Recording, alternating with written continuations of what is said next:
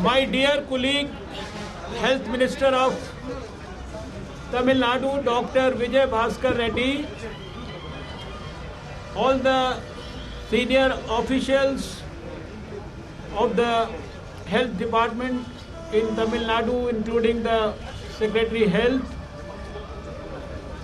all the other health professionals, doctors, nurses, other health workers, the security and the sanitation workers involved in the hospital, our frontline workers, our COVID warriors, and of course, I have always said that our journalist friends, they have also been the frontline COVID warriors, and all through 2020, you have been reporting from ground zero, taking all the risks yourself and sharing all relevant and good information with the people of India. So first of all, my greetings to all of you in particular and to the people of Tamil Nadu. And it's not my greeting, it is the greeting of my beloved Prime Minister Shri Narendra Modi ji, who has always been inspiring us all through 2020.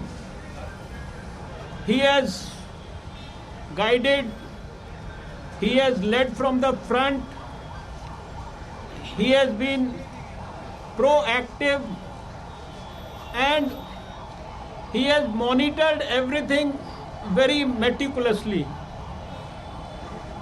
So I convey the good wishes of my Prime Minister to the people of Tamil Nadu today. Today is 8th January, and I recall that exactly 1 year back, when on 6th of January, the World Health Organization had informed the whole world about the cases of corona which have appeared in China on 31st of December, which were causing pneumonia there. We were the first ones in the whole world to have probably taken a note of it. And on 8th of January 2020, we had called our meeting of experts in the health ministry. So it is full 1 year now since we had responded to the news of COVID outbreak in the whole world.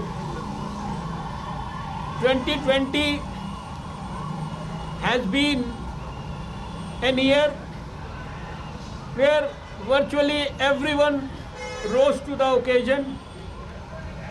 The central government, under the leadership of Prime Minister Narendra Modi, it was a whole of government approach, it was a whole of society approach. Every state government, all the health ministers, all the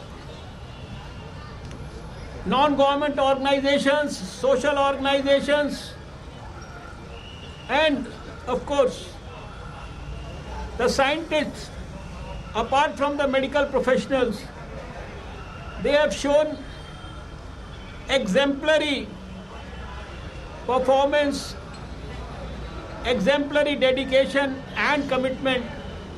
And in 2020 we could see that on most of the fronts, on almost every front, with the help of medical professionals and scientists, we could do extremely well. And the performance of 2020 on the COVID front for the whole of the world, and then you can compare it with India, highest recovery rate, lowest fatality rate, out of something like 1 crore 4 lakh patients who got affected with COVID. More than 1 crore. Almost all of them literally have recovered and gone back home. And in the last 1 year, you have seen we started our journey with one testing lab. And today when I talk to you, after exactly 1 year, we already have 2,300 laboratories in the whole country. We are exporting PPE kits. We have the capability now to be able to export N95 masks, drugs, ventilators, everything that people used to talk towards the beginning of the pandemic in India as so-called shortages which we were importing, including of course the testing kits, which we are producing almost 1 million testing kits a day now. Everything we have been able to take care of in India itself, and this has happened because of the inspiration given by the Prime Minister for the development of an Atmanirbhar Bharat by the countrymen. Today, I am so happy and delighted to be here in Tamil Nadu. You know that in the shortest possible time, India has also done extremely well on the front of the development of vaccine. And right now, 2 of our vaccines have been given emergency use authorization. And we are in the process of ensuring that in the next few days or so, in the near future, we should be able to give these vaccines to our countrymen, starting with, of course, prioritizing those who are most at risk, our health professionals, healthcare workers in the public and private sector, followed by frontline workers, our police, our army people, our paramilitary people, our sanitation and our municipal corporation, and all those frontline workers who helped us in containment zones and other places. And then of course, in the next stage, we'll be taking up the people above 50 years of age, and then of course, less than 50 with comorbidities. You are already aware of the scheme of things that have been discussed with all of you earlier also, to ensure that in a country as vast as India, with a population of 1.35 billion people, everything is done smoothly, meticulously, without any glitches. We started preparations for the impending vaccination drive against COVID almost 4 to 5 months back, when the Prime Minister had constituted an expert group, national expert group for vaccine administration.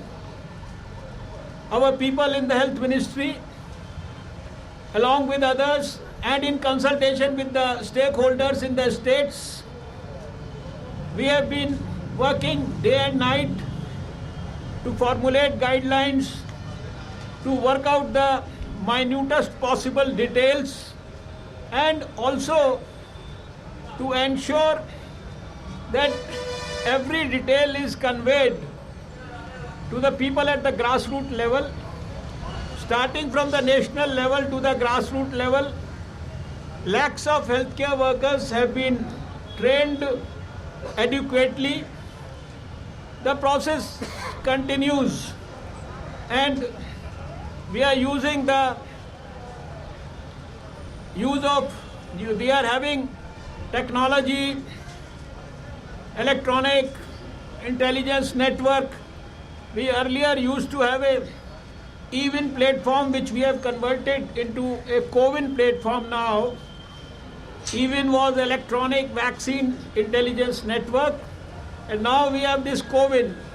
Earlier during the routine immunization program, we were only tracking the vaccine along with its place and the temperature on which it is being stored or maintained. But now it is also tracking. The new CoWIN platform is tracking the details of the potential beneficiary, the place where he is likely to get the vaccination, and then pre-vaccination and post-vaccination, including giving him an electronic certificate, following up with him for the second dose through detailed text messages, reminders. So it's a very detailed exercise, and it's almost a 150-page document that we have shared with the states for all the details to be shared with the people who are going to make it successful. The present exercise that's happening today is a national dry run. You can call it a sort of a mock exercise for ensuring that we are thoroughly prepared about it. And you are all aware by now, we had started with 4 states in the beginning and a few districts towards the fag end of December 2020, and then taking some inputs from that, we had put some amendments in our guidelines also. Then on 2nd also we did this dry run in almost 125 districts of the whole country, and then following up on that, today it is happening all over the country except 3 states which have done it earlier. I was privileged to have visited and seen from close quarters the nitty-gritty of this in the capital of India on 2nd of January. And today I chose to be in the southernmost part of India, in one of the southern states, Tamil Nadu. And I can only say with conviction, and I would like to place on record my sincere most appreciation for the good work that has been done by Tamil Nadu. Our health minister, with the blessings of the chief minister, and with dynamic officers like the present health secretary and all his colleagues here in the government sector as well as in the private sector. And I know that a couple of months back, this Chennai was itself in a lot of trouble. All through we were worried about many states. Of course, Tamil Nadu was also one of them. But the way things were done in such a good manner in Tamil Nadu, and I was particularly impressed by the fact that 100% tests in Tamil Nadu were done by RT-PCR, and meticulous planning about testing, tracing, management, treatment, and while being treated in the hospital, so many good things have been happening which I had heard, but today I was fortunate to have a glimpse of many of those things. And that's why I had asked the minister. He said now we are having less than 1,000 cases, sometimes 700, 800, and yesterday probably it was something like 800. So they have to keep up the good work. The country has been, you can say, blessed with 2 vaccines available right now, and we will make sure that in the near future we start the vaccination drive for the priority groups and do it with meticulous precision at even the remotest sites for vaccination in the country. I will also use this occasion to highlight and underline one fact, which is another program in almost 10 days from now, about which I had spoken to all the health ministers in the country yesterday through the video conference. January 2021, and it was January 2011, exactly 10 years back, we had seen the last case of polio in this country somewhere in near Howrah in West Bengal. We eradicated polio and was certified by the World Health Organization in 2014. Today, in spite of the fact that virtually all the countries in the world have eradicated polio, but two of our neighboring countries still have cases of poliomyelitis, the P1 strain, and the number is significant. Because of the presence of the P1 polio virus in two neighboring countries, our population always remains at risk. So the National Expert Group on Immunization, in consultation with the international health authorities, we have decided that on 17th of January, we are going to have our national immunization days for polio, which will run for about 2-3 days. The first day will be dedicated to every mother taking her child to the polio kendra for vaccination, followed by another 2-3 days when we go back and search for those left out children in the community. This is very, very essential to ensure that we are able to maintain the overall immunity level of our country, particularly pertaining to poliomyelitis.